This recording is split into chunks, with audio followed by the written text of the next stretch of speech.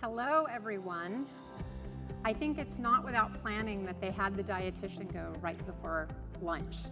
So that was Cheyenne's idea.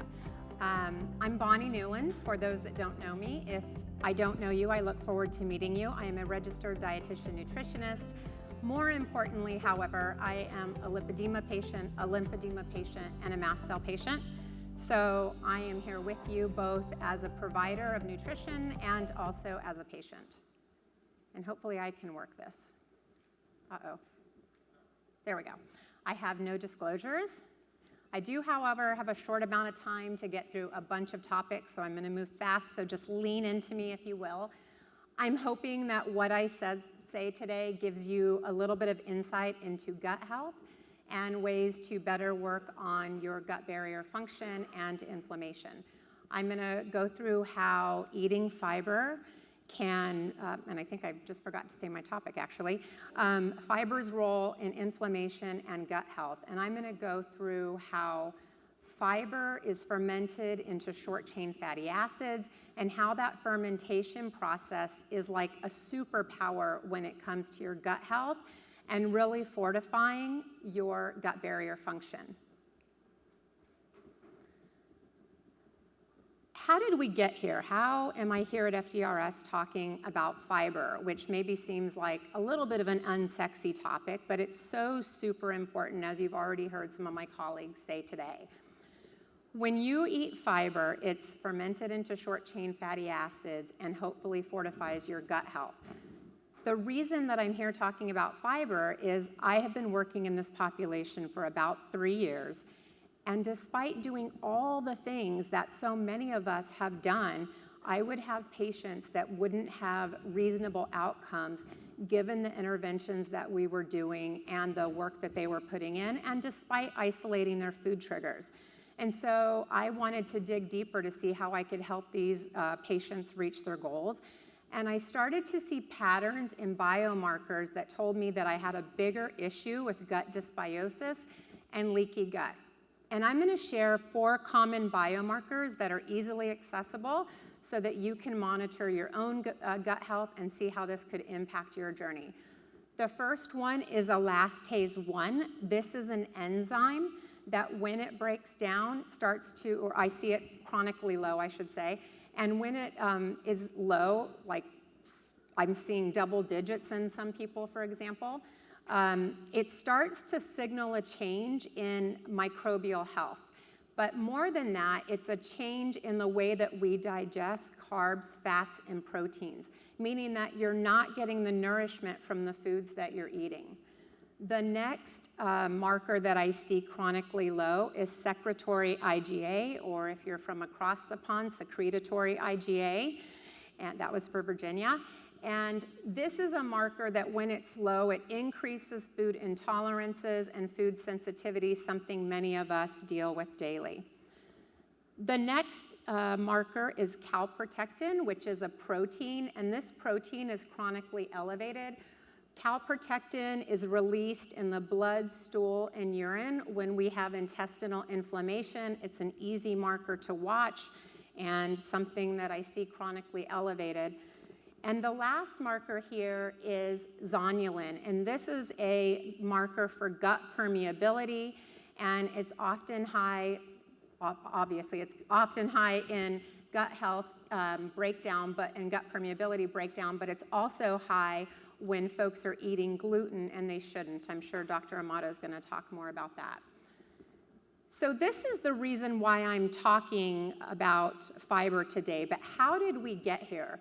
I really think it has to do with modern agriculture and the fact that we hydrolyze so many of the foods that we eat, corn, soy, and wheat being the most common. We hydrolyze grains to feed them to livestock, and yet we're also feeding them to ourselves in convenience foods, hyper-palatable foods that trigger the reward center in the brain and send a dopamine surge, and we want more and more and more.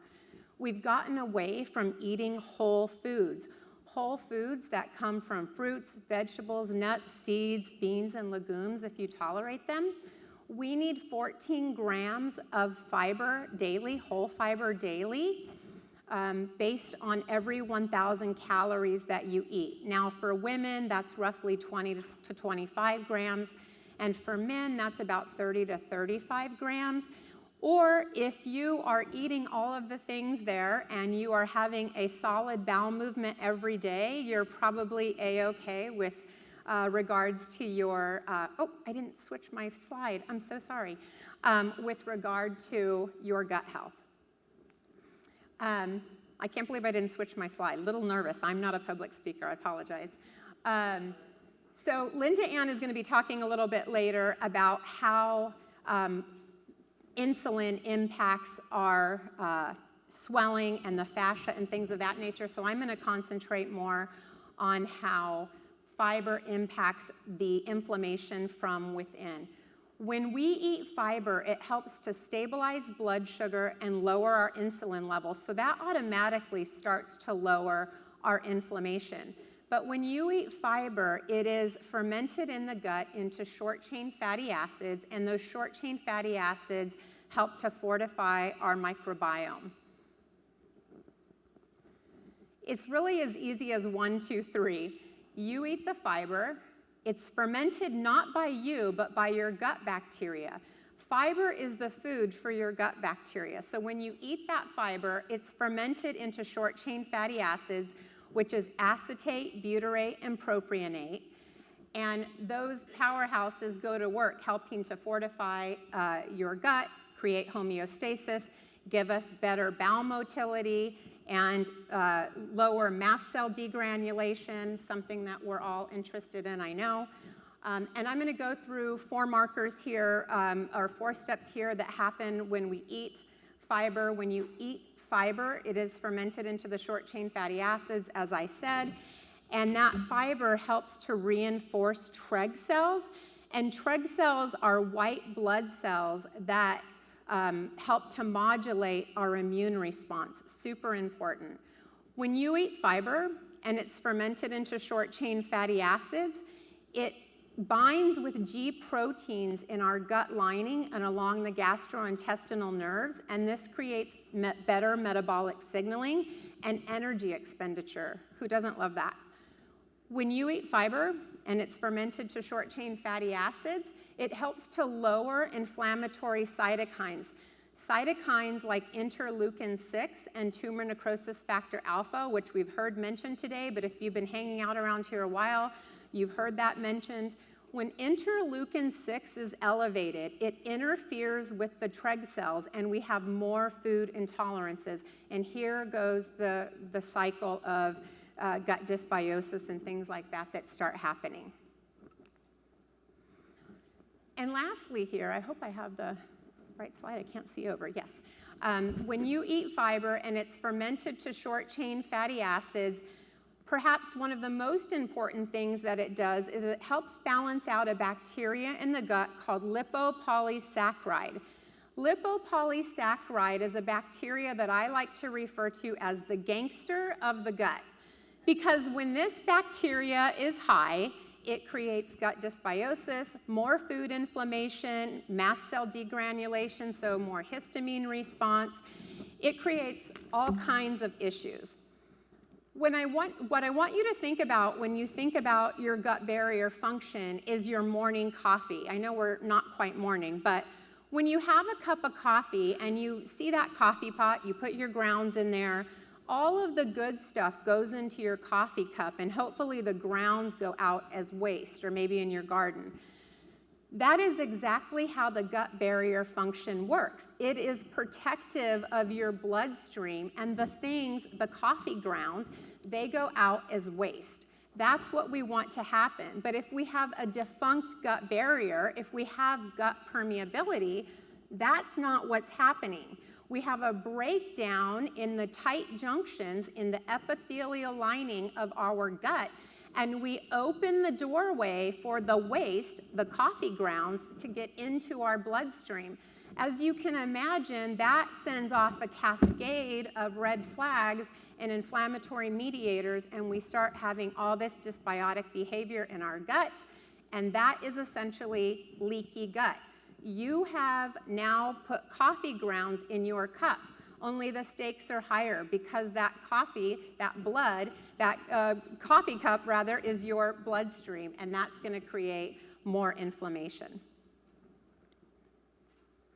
And that, when it leaks into the blood, I should go back here, sorry, is called microbial translocation. That is when the bad stuff gets into the bloodstream. But the other thing that happens is that we see an uptick in mast cells being sensitized, and so we see more histamine response. And we also see those inflammatory cytokines, like I said, starting to go up, the tumor necrosis factor alpha and the interleukin 6. And your gut has a big play, or maybe not a big play, but it has a play in hormone balance as well. When we think about our gut, we oftentimes don't think about how that impacts our hormone balance. But we have a collection of bacteria in our gut called the estrobolome, and it helps to metabolize some hormones and make them bioavailable so that they can recirculate into our bloodstream. So fiber, when it's digested into short-chain fatty acids and it fortifies the gut barrier, helps with the estrobolome. All these things are connected, these little decisions that we make every day with our dietary choices that seem so insignificant, they are so huge and they make such a big, big difference. So it starts and it ends with fiber. I want you to take a look at this picture here. Picture number 1 is what happens when we have optimal fiber intake. We have a robust gut barrier function. We have reduced gut permeability. We have that beautiful pink mucosal layer protecting those amazing finger-like microvilli that are protecting and pulling nutrients into our bloodstream selectively. It's not just opening the floodgates, those tight junctions there that are bluish, purple, grayish, depending on how you see them, letting everything into our bloodstream and causing inflammation. And it's keeping all of the toxins, the xenoestrogens and those things out of our bloodstream so that it can lower our inflammation.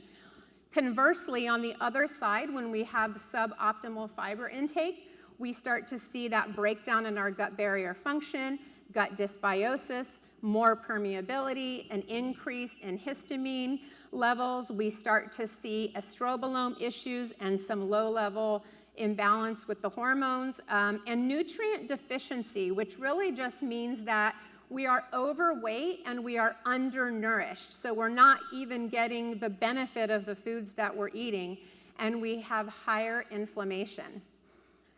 So my takeaway today in this very short time is that every time you eat, you're making the decision to either strengthen your gut or weaken it. And in the words of our beautiful, amazing friend, Patty Cornute, you can do all or something, but just get started with a little bit of fiber on your plate every day to help fortify your gut microbiome, because every bite really does make a difference.